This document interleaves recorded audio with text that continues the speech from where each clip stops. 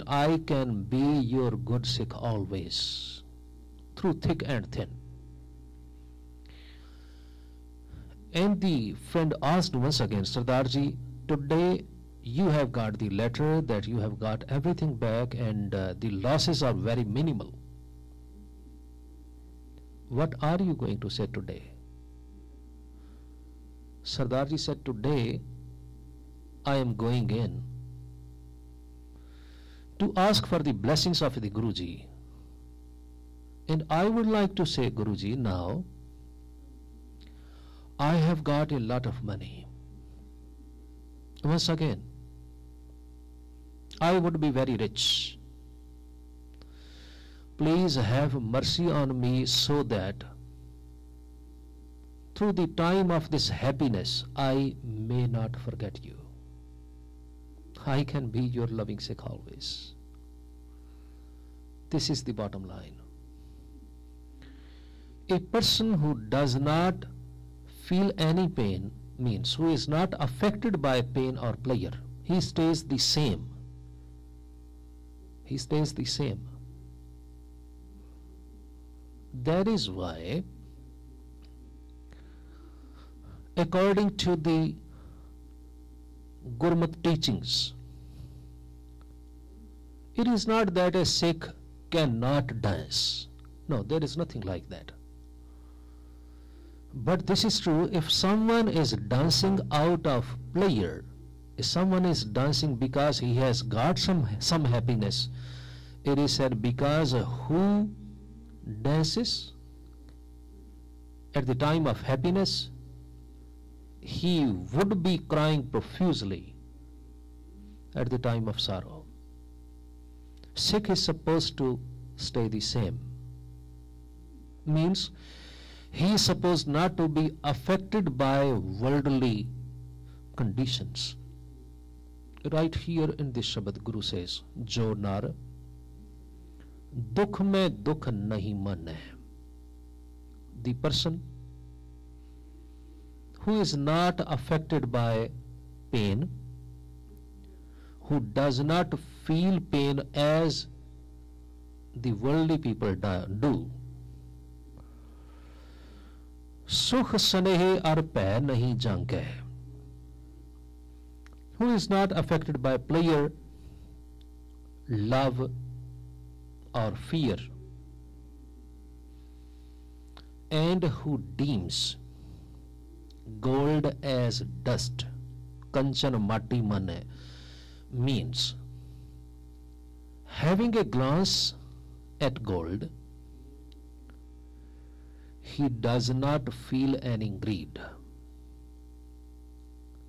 As the worldly people do not feel any greed looking at dirt, the same way a person who does not feel any greed while having a big chunk of gold, then he can be called the true Sikh, because this balancement is the way of living of a Sikh. Then Guru says, Neh nindya, neh ustat janke, lob moho abhimana. This is true. When someone backbites us, we feel very, very sorrowful at that moment, because it hurts.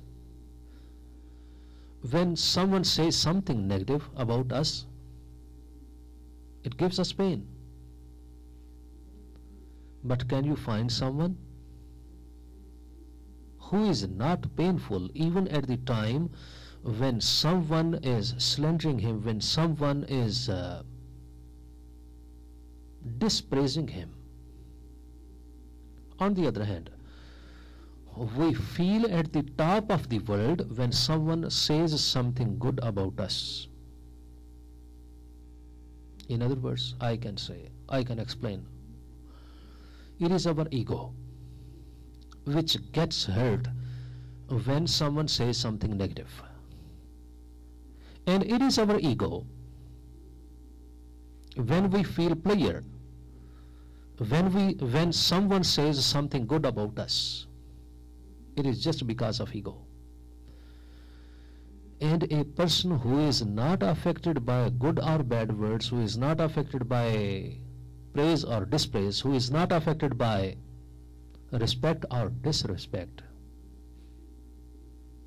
we can say it surely, he might have wiped out his ego totally, 100%. And this is the truth. This is the way of living of a Sikh. Guru says, Lobh moh abhimana, who is not affected by greed or worldly love or attachment and pride. Harkh sogte rahe nyaro nahe maan apamana, who remains unaffected, whether it is joy or sorrow, and who does not even mind the honor or dishonor. In other words, the worldly insult does not make him bothered. Can we feel how great he person would be? Is asa mansa sagalte aage jagte rahe nirasa. He who renounces all the worldly desires and yearnings and remains the desire free. When Guru says nirasa, it does not mean that he is supposed to be disappointed. No. Rather, a Sikh is always hopeful that God Almighty is always merciful to him. But all the worldly desires have been set on fire. All the worldly desires are gone. That is why now he has become desire free. Why? Because this is truth, that most of the pain is brought by our desires.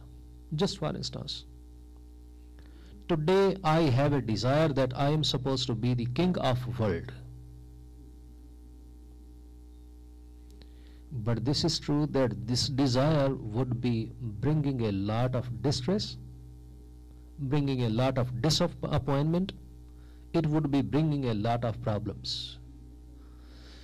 Because a person who is following the path of Guru has become the desire free, means now he does not have any worldly desires. The only desire he has is to become one with Almighty God. Guru says, that is why Kam Krodh jehe parsai nahan tehe ghat Brahm nivasa. Whom lust and wrath does not even touch, within his mind abides the Lord. Means Almighty resides his heart, who is not affected by worldly vices. In the last lines, Guru says, Gur kirpa jeh narkau kini tehe eh jugat pachani. The man who is really blessed by the Guru, only he understands this way of living.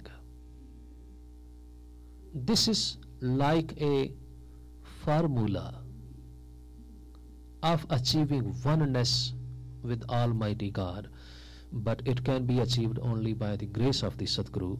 Nanak leen bhayo gobind syon jyon pani sang pani, says Nanak.